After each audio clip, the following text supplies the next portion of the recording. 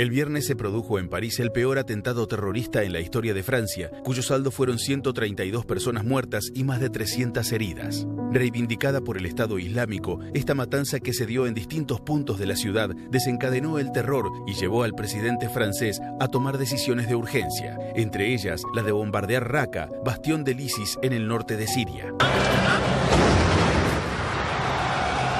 Este es el momento. La explosión sacude al estadio en el que jugaban Francia y Alemania. Un hombre abrió fuego a mansalva en un restaurante.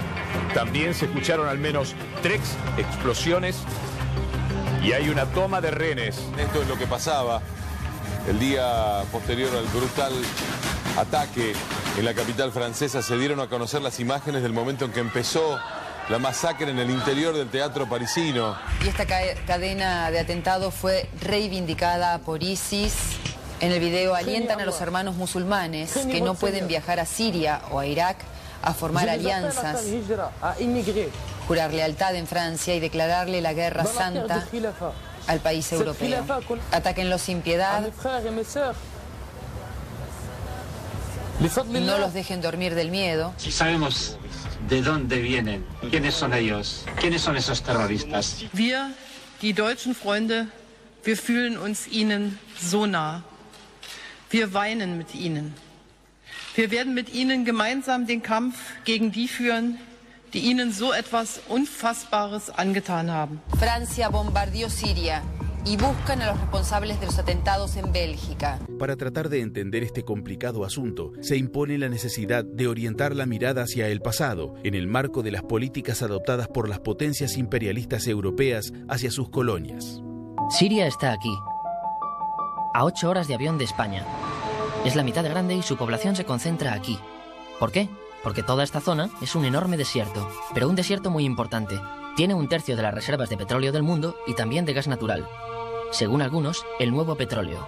Para sacarlo de aquí y llevarlo a Europa, hay que rodear toda esta península y salir por el canal de Suez. Como te puedes imaginar, aquí te cobran. Pero hay otra manera más fácil, la línea recta. El que controle estas tuberías las puede abrir y cerrar, como un grifo. Si no pagas, no hay petróleo. Como la zona es brutal, todos han querido controlarla y siempre ha estado dentro de algún imperio. Los persas, los griegos, los romanos. Los últimos en llegar son los turcos, que, ojo, no vienen de Turquía, sino de muy lejos en Asia, junto con Gengis Khan. Lo conquistan todo y fundan el Imperio Otomano. Cuando acaba la Primera Guerra Mundial, aparecen pequeños países donde antes estaba el Imperio Otomano. Y por primera vez vemos a Siria en un mapa. Hasta ahora la habíamos dibujado para no perdernos. Los franceses y los ingleses no podían derrotar solos al Imperio Otomano. Solo podían si les apoyaba la gente que vivía dentro. En su mayoría, árabes. ¿Cómo se los ganaron? Pues les prometieron la Gran Arabia, un país solo para ellos. El único problema es que era un timo. En su lugar, franceses y británicos crearon muchos países pequeños. Estos países, obviamente, no eran países de verdad, sino zonas bajo su control, con gobernantes puestos por ellos. Después de la Segunda Guerra Mundial, los europeos se van. En el caso de Siria, son echados a patadas. Pero antes de irse, crean otro estado, Israel. No es el momento de hablar de ello, pero es un estado muy polémico que sus vecinos no reconocen. La prueba es que nada más irse los británicos, todos estos estados lo atacan. La zona, a partir de ahora, va a ser una bomba de relojería. Y mientras, ¿qué pasa en Siria? Bueno, pues no es muy estable. Tiene golpes de estado constantes.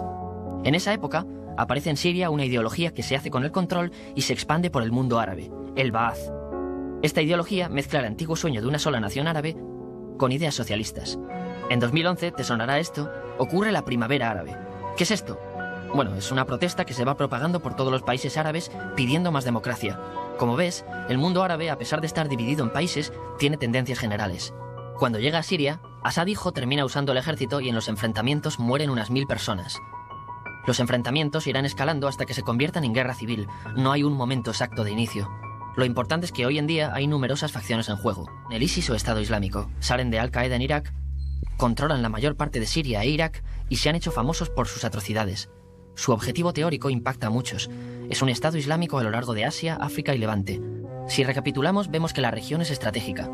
Por su situación privilegiada, todos la quieren. Siria siempre ha estado bajo el paraguas de grandes imperios.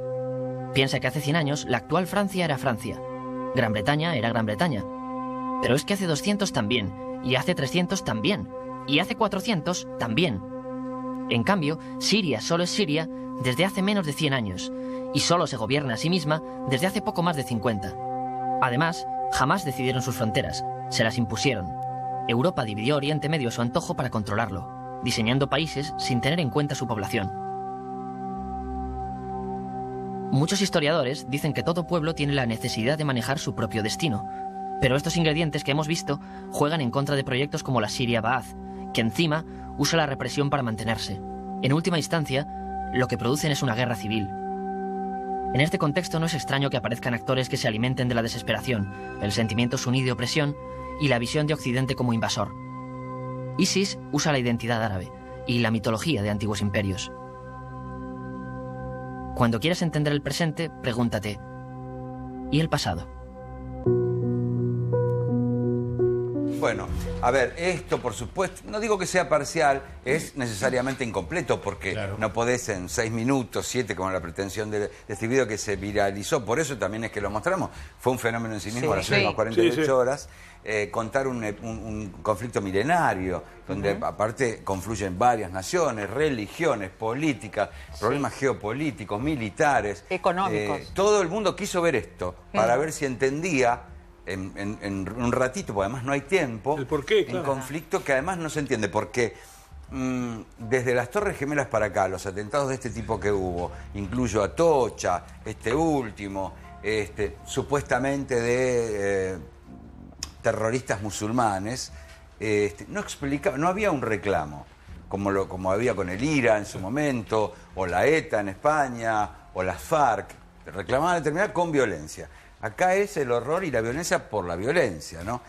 Ahí se puede entender un poco, pero insisto, es acotadísimo. Sí. Y esto sí, nosotros por supuesto, como a ustedes, nos espanta cualquier tipo de muerte, sea... Pero bueno, hoy es la noticia y hoy ya se convirtió en una cuestión militar porque en esta zona Francia está es una guerra, es una declaración de guerra. Sí, ya es militarmente a Siria, ¿no?